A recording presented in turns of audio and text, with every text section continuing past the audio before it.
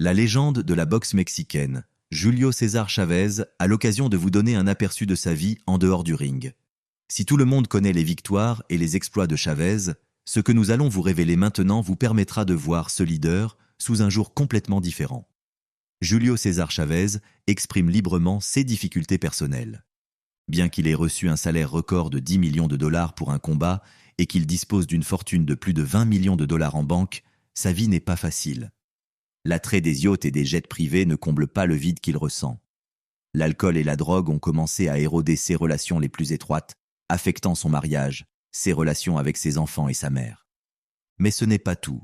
Chavez révèle des aspects de sa vie qui sont restés longtemps secrets. Il vous racontera comment, au sommet de sa carrière, il a été impliqué dans des cartels et a été confronté à de graves problèmes juridiques qui ont changé sa vie. Il se souviendra du combat épique contre Héctor Macho Camacho, où la pression était extrême. Il ouvrira également le livre sur essais et lutte personnelle contre l'addiction et essais et visites dans des cliniques de désintoxication. Cette vidéo vous permet non seulement d'en savoir plus sur l'homme qui se cache derrière le mythe, mais aussi de voir comment il a affronté et surmonté des défis que peu de gens auraient pu imaginer. Comment a-t-il maîtrisé la célébrité et la tentation? Comment il a fait face à ses propres démons? Julio César Chavez révèle tout cela et bien plus encore, offrant un aperçu honnête et émouvant de sa vie. Mais venons-en aux faits. Avant d'aborder les sujets mentionnés ci-dessus, examinons l'enfance et la vie de Julio César Chavez. Né à Ciudad Obregón, Sonora, le 12 juillet 1962, il a connu une carrière professionnelle impressionnante entre 1984 et 2005. Chavez se souvient de son enfance à Culiacán, mais la lutte et le travail nous unissaient. Il évoque ses frères aînés, qui l'emmenaient souvent se battre avec des gants. Même si cela lui déplaisait parfois, cela lui a beaucoup appris sur la vie et la boxe. Il a exprimé son désir d'être commémoré à Culiacán, sa ville natale, et il a précisé que, malgré tout ce qu'il a vécu, il a toujours sa ville dans le cœur. Il se souvient de ce qu'était la vie quand il était jeune. Comme nous n'avions pas de maison, nous vivions dans un wagon de chemin de fer. Mon père travaillait au chemin de fer et nous avait offert ce wagon parce que nous n'avions pas les moyens d'acheter une maison. J'y ai passé beaucoup de temps avec ma famille, y compris mes frères et sœurs. La vie était difficile. Nous dormions à même le sol et il n'y avait pas beaucoup de place pour nous. Mes frères et moi, nous sommes habitués à vivre dans des conditions difficiles. De temps en temps, lorsque nous étions enfants, ils me mettaient des gants pour que je me batte. Mes sœurs me donnaient un peu d'argent pour que je puisse m'entraîner avec d'autres enfants. Et même si j'étais parfois battu, cela faisait partie de la vie. L'évolution a été stupéfiante, depuis les premiers jours où il s'agissait d'obtenir un peu d'argent jusqu'aux discussions intenses portant sur des millions de dollars. Rappelez-vous qu'il a gagné 10 millions de dollars lors d'un combat. La différence entre gagner un centime et gagner cette somme est impressionnante. C'était un changement radical, même si je ne l'imaginais pas à l'époque. L'entraînement était difficile lorsqu'il était enfant et il n'aimait pas souvent recevoir des coups. Mais malgré les difficultés, sa famille, en particulier sa mère, travaillait dur pour subvenir à leurs besoins. Les frères rentraient à la maison battus, mais ils continuaient. Leur mère était toujours là pour eux et s'occupait de la lessive et du repassage. Alors que ses frères étaient ses idoles, il a commencé à poursuivre son rêve de devenir champion du monde. Malgré les coups et les difficultés, il était toujours désireux de réaliser quelque chose d'important. Il a réussi à renverser la situation lorsqu'il est enfin devenu champion. Il a acheté une maison pour sa mère et a fait en sorte qu'elle puisse y vivre confortablement. C'est l'une des choses les plus satisfaisantes pour moi. Avec le recul, les Noëls de ses enfants étaient très différents de ceux de son enfance. Elle n'avait pas de luxe ni de cadeaux dans sa maison. Parfois, la nourriture était simple. Ces fêtes étaient humbles par rapport à celles de ses voisins qui avaient plus de ressources. Il avait l'intention de donner tout ce qu'il n'avait pas pu avoir à ses enfants lorsqu'ils grandiraient. Mais cela présentait aussi des difficultés. Ses fils voulaient suivre l'exemple de leur père sur le ring, même s'ils n'avaient pas besoin de se battre. Parfois, ils se demandaient pourquoi ils avaient décidé de se lancer dans la boxe alors qu'ils avaient déjà tout ce dont ils avaient besoin pour vivre. Son alcoolisme a également affecté sa vie et celle de sa famille. Il a travaillé dur pour surmonter ses difficultés, même si le chemin a été difficile. Aujourd'hui, elle est heureuse d'être là pour aider ses enfants, même s'ils ont eux aussi des difficultés. Il est vrai que la dépendance peut se transmettre des parents aux enfants. Malheureusement, ces enfants ont aussi leurs propres difficultés. Vous avez essayé de leur apprendre à ne pas commettre les mêmes erreurs. Avec le recul, le temps qu'il a passé dans le wagon lui semble bien loin, mais il apprécie chaque expérience qu'il a menée là où il est aujourd'hui. Il a accompli beaucoup de choses malgré les difficultés et est reconnaissant pour chaque étape franchie. Il est attristé par la perte de son frère lorsqu'il avait 4 ans. C'est un souvenir qui me fait beaucoup souffrir. Même si je n'aime pas en parler, il est important de s'en souvenir car ce sont des choses qui arrivent. C'était un événement très tragique. Une voiture l'a percuté juste devant notre maison, ce qui a causé beaucoup de souffrance à ma famille, en particulier à ma sœur. Même si tous mes autres frères et sœurs vont bien, je me souviens que lorsque je mentionne le nom d'Omar, le souvenir est encore très vif. La perte d'un frère est très douloureuse. C'était il y a 73 ans, mais je ressens encore la douleur de cette perte. Il remercie Dieu et sa femme, qui l'ont beaucoup aidé. Ils ont été essentiels pour me permettre de surmonter mes problèmes de dépendance. Ma femme et mes amis qui vont mieux ont été mon soutien constant. J'ai la chance d'avoir un réseau de soutien qui m'a aidé à aller de l'avant. Mes partenaires de rétablissement et ma femme m'ont aidé à rester sur la bonne voie et à éviter les rechutes. Ils ont tous beaucoup souffert de la mort de leur frère. Je n'arrivais pas à digérer la situation dans son ensemble. Je n'avais pas de réponse claire lorsqu'on me demandait comment j'avais géré ces moments difficiles. À bien des égards, la vie nous met à l'épreuve. Lorsqu'il était jeune, il a commencé à pratiquer la boxe. Il se souvient qu'il avait l'habitude de combattre des enfants de différents quartiers lorsqu'il était lycéen. C'était une façon de me prouver que je pouvais relever n'importe quel défi, même si j'avais parfois peur. Tout au long de ma carrière, j'ai beaucoup appris sur la façon de gérer les combats sur le ring. Aux jeunes qui débutent, je recommanderais de bien se préparer et de rester calme. Il est essentiel d'être régulier à l'entraînement et d'avoir une stratégie claire. Quant à Julio César Chavez, il y a beaucoup de chemins que l'on peut emprunter, mais aucun n'est aussi personnel que celui du cœur. Il n'a jamais été un homme à femme, bien qu'il ait eu tout ce qu'il désirait. Bien qu'il ait eu des liaisons avec plusieurs belles femmes, seules quelques-unes ont réussi à conquérir son cœur au point de le conduire à l'autel. Dans les années 80, Julio César Chavez est au sommet de sa popularité. Lorsqu'il rencontre Amalia Carrasco, une jeune femme timide et affectueuse mais très intelligente, il la fascine. Julio et Amalia se marient bientôt.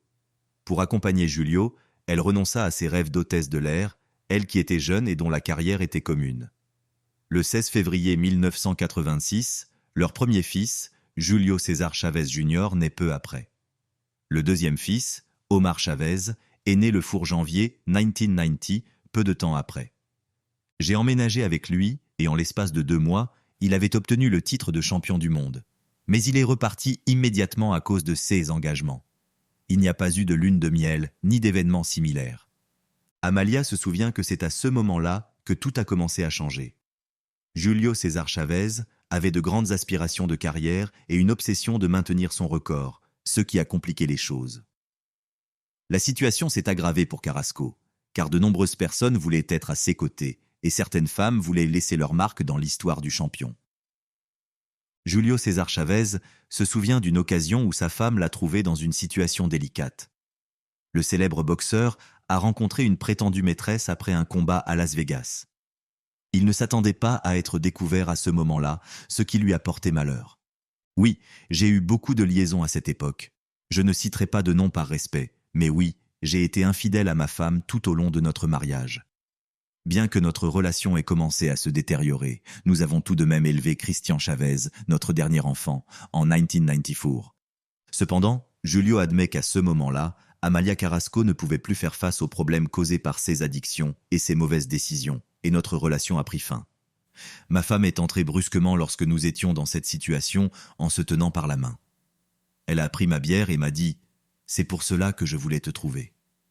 Ma femme est entrée à l'improviste alors que j'étais assis avec une jeune femme. Après quelques heures, elle s'est calmée et est rentrée chez elle. Mais la frustration persiste. À l'époque, Julio César Chavez pense que le monde risque de s'effondrer. Mais c'est en boxant qu'il a trouvé son prochain et dernier grand amour. Myriam épousait Jésus Gallardo, connu sous le nom de Bébé, qui était l'ami de Julio et qui est décédé dans les années 1990. Pendant cette période, Julio a essayé de réconforter Myriam et a gagné son cœur. Julio était en cours de séparation, mais était toujours légalement marié. Julio a déclaré que plusieurs femmes avec lesquelles il avait été infidèle lui avaient pardonné et que la situation était similaire avec toutes les femmes dont il était amoureux. Il semblait ne pas pouvoir cesser d'être un œil joyeux, quelque chose qu'il avait laissé derrière lui jusqu'à ce qu'il se fasse prendre à nouveau. Bien que peu de femmes soient passées devant l'autel avec le César de la boxe, il a également eu des relations non publiques. Dans une interview, César a déclaré que toutes les femmes de Televisa sont passées par là, en référence à ses amours passés, bien qu'il ait préféré ne pas citer de nom par respect.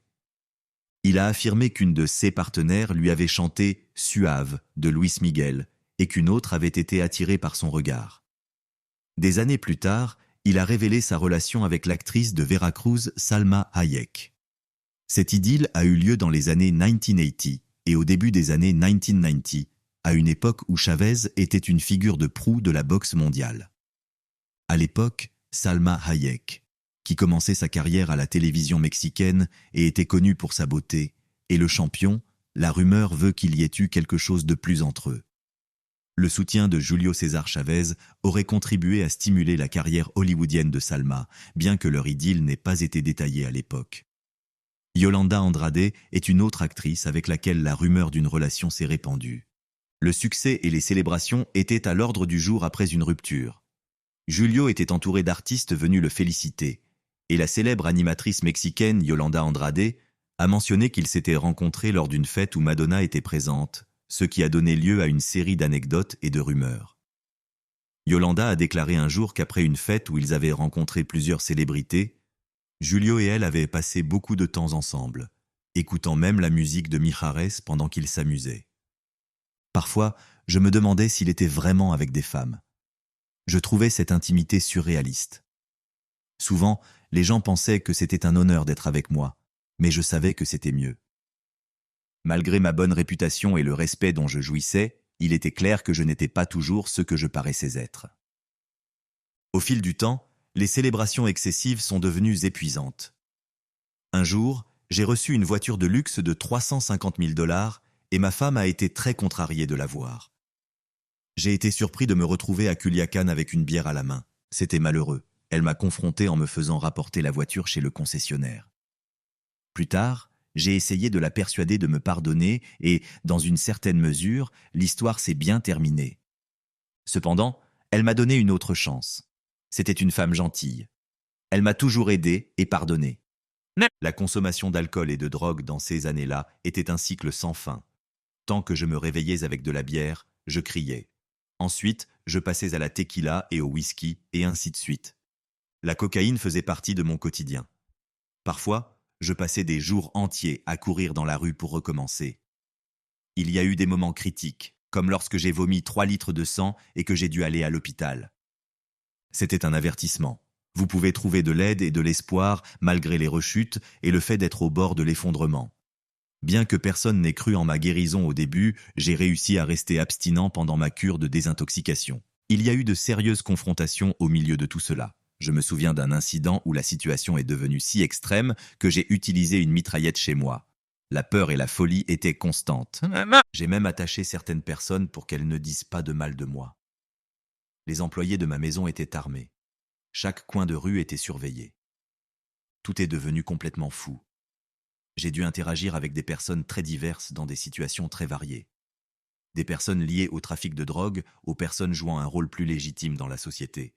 Je les connais tous parce que j'ai été impliqué dans divers aspects du monde économique et social lorsque j'étais jeune. Parce que je faisais partie de cet environnement, je savais comment les choses fonctionnaient. Je me souviens que lorsqu'ils avaient besoin de moi, ils m'appelaient, et certains d'entre eux venaient avec de grosses camionnettes remplies de gens armés si je ne répondais pas. La situation était tendue, mais pour moi, il était essentiel de maintenir des relations amicales pour survivre. L'un des moments les plus mémorables a été celui où, après une bataille importante, je me suis retrouvé au milieu d'une réunion avec des personnalités du trafic de drogue telles que Arellano Félix, Amado Carrillo, Chapo Guzman et d'autres chefs du crime organisé. J'ai réussi à maintenir une position neutre malgré le grand nombre de personnes armées, ce qui m'a permis de me faire respecter et de rester en sécurité. À l'époque, tout le monde voulait me rencontrer et observer ma performance. J'ai toujours eu une relation de respect mutuel avec ces personnes. Bien qu'il m'ait offert de nombreux cadeaux, tels que des montres, des bijoux et de la drogue, j'ai toujours gardé une distance de sécurité. Je ne me suis jamais intéressé à leurs affaires et je leur suis même reconnaissant d'avoir toujours respecté ma décision de rester à l'écart. Quant à ma relation avec Carlos Salinas de Gortari, il m'a rencontré grâce à sa mère qui m'avait vu dans une interview et lui avait dit que j'avais beaucoup de charisme. Sa mère lui a recommandé de me rencontrer, ce qu'il a fait. Dès lors, nous avons commencé à développer une solide amitié. Salinas de Gortari m'a donné d'excellents conseils en matière de carrière et a toujours su que je n'étais pas impliqué dans le trafic de drogue. Cependant, la pression et les dépendances m'ont poussé au bord du gouffre à un moment de ma vie. J'étais complètement découragé à cause de mes procès contre le fisc et Don King. Après 3 jours sans dormir et avoir consommé des drogues, je me suis retrouvé dans un état de désespoir ce jour-là. J'ai vécu une expérience qui m'a fait reconsidérer ma décision de mettre fin à mes jours, alors que j'étais sur le point de le faire. J'ai vu une silhouette dans le ciel qui m'a fait un signe alors que j'étais armé dans la piscine. Cela m'a amené à abandonner ma vie et à changer de perspective. À partir de là, j'ai commencé à demander de l'aide et j'ai changé de vie. Bien que cela n'ait pas été la meilleure expérience au début, ma femme Myriam m'a emmené dans une clinique de rééducation. La situation s'est améliorée au fil du temps et j'ai découvert un moyen de me rétablir. Après 2 décennies de propreté, je peux regarder en arrière et reconnaître que ces moments de crise ont conduit à un changement significatif. J'ai décidé de travailler sur ma vie et d'arrêter mes addictions. Je suis reconnaissant du soutien que j'ai reçu et de la possibilité d'aller de l'avant malgré les difficultés. Ma façon d'offrir de l'espoir est de partager mon expérience ouvertement aujourd'hui. Si j'ai apporté de la joie à de nombreuses personnes au-dessus du ring, je pense que mon histoire apporte aujourd'hui de l'espoir à ceux qui traversent des périodes difficiles. Ma relation avec mes enfants a été compliquée. En particulier pendant ma carrière de boxeuse, j'ai toujours été confronté à des comparaisons. Il leur a été difficile de voir mon père au plus bas et ils ont parfois suivi mes traces, ce qui a également été difficile pour moi. Bien que j'aime et admire beaucoup mes enfants, reconnaître que j'ai dû les placer en institution a été l'une des expériences les plus douloureuses que j'ai vécues en tant que père. Je reconnais que ma situation a été difficile, mais j'ai la foi que tout finira par s'arranger. Quant aux addictions, il s'agit d'un trouble qui peut être difficile à comprendre de l'extérieur.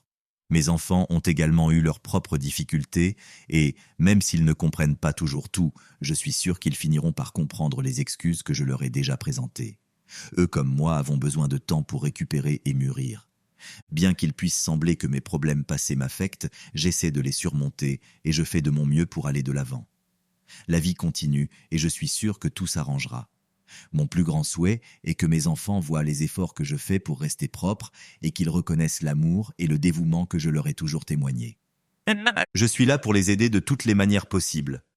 Le légendaire champion mexicain, Julio César Chavez, a vécu une vie pleine d'émotions intenses, tant sur le ring qu'en dehors. Voici un aperçu des 6 combats les plus marquants de sa carrière. Le combat du 13 septembre 1984 entre Julio César Chavez et Mario Azabache Martinez est le premier de notre liste. C'était la première fois que 2 boxeurs mexicains s'affrontaient pour le titre de champion des poids superplumes. Cette victoire est le premier titre de sa carrière et marque le début de sa légende.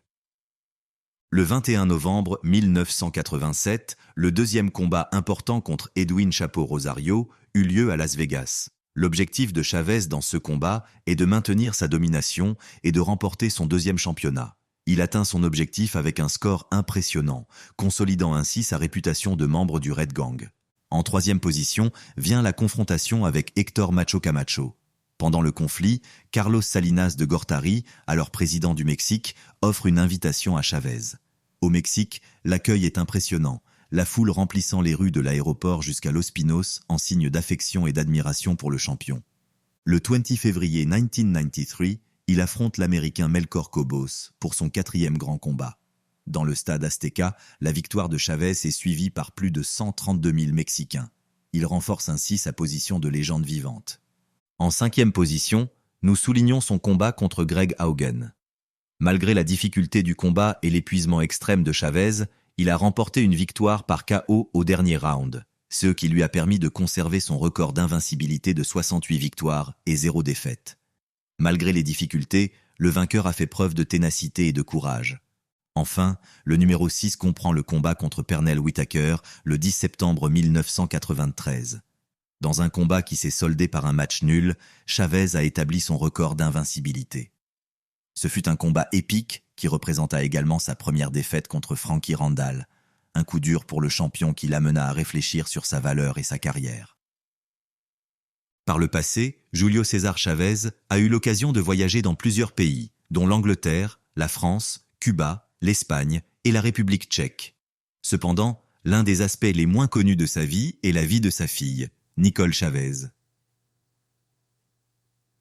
Fille cadette de Julio et Myriam Escobar, Nicole a 22 ans. Nicole ne pratique pas la boxe, contrairement à son père. Elle a décidé de travailler dans les arts du spectacle. Julio a déclaré qu'il voulait qu'on se souvienne de lui d'une manière particulière. « J'aimerais, quand je partirai, être transporté dans un véhicule qui sillonne Culiacán. Même si je suis né à Ciudad Obregón, ma vie et mon éducation se sont déroulées à Culiacán.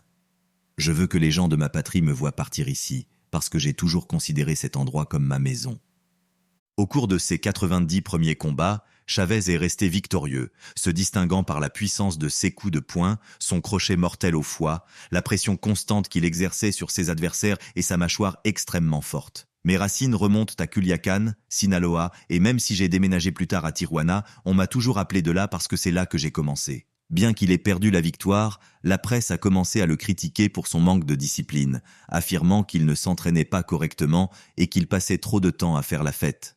Après avoir perdu mon 91e combat, mon addiction était déjà un problème sérieux. J'étais un combattant exceptionnel qui gagnait, pleurait et continuait à gagner. Sur le ring, tout était naturel. Quelle révélation étonnante de la part de Julio César Chavez. C'est une toute autre facette de la légende de la boxe que l'on découvre dans cette vidéo. L'histoire de Chavez va bien au-delà de ses victoires sur le ring, de ses luttes internes avec l'alcool, à ses surprenants liens avec les cartels et à ses démêlés avec la justice. Maintenant que vous avez vu et entendu toutes ces confessions, nous aimerions connaître votre point de vue. Que pensez-vous des révélations de Julio César Chavez? Que pensez-vous du fait de connaître ces détails particuliers de sa vie? Laissez un commentaire ci-dessous, je vous lirai et j'aimerais connaître votre opinion. N'oubliez pas de vous abonner pour recevoir d'autres contenus exclusifs comme celui-ci et merci de vous joindre à nous dans ce voyage.